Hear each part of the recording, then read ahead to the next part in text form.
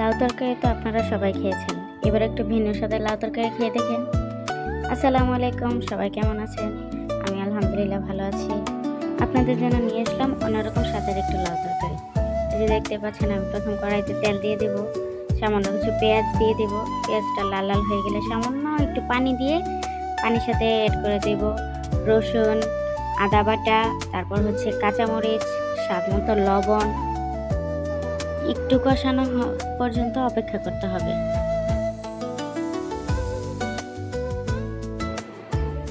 কিছুক্ষণ অপেক্ষা করার পর দিয়ে দেব পরিমাণ মতো মাছ।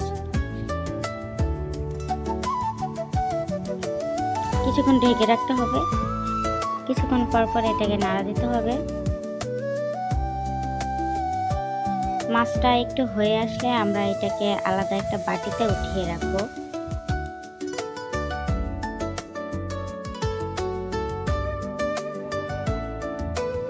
তারপর লাউগুলো দিয়ে দেব, একটু নেড়ে চেড়ে তারপর আবার ঢেকে দেব।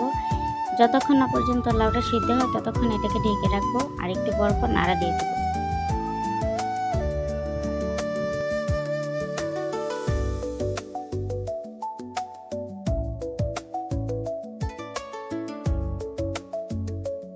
যখন দেখতে পাবেন এটা সিদ্ধ হয়ে গেছে, ঠিক তখনই আগে থেকে উঠিয়ে রাখা মাছটা দিয়ে দেব।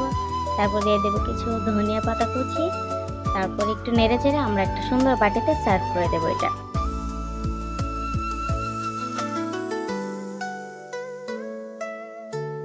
বাসায় একটাবার হলে এটাকে ট্রাই করবেন, অন্যরকম স্বাদের একটা লাউ তরকারি খেতে পারবেন। আপনারা তো সবসময় একরকমের খাবার খান, আজ না হয় একটু অন্যরকম হয়ে যায়।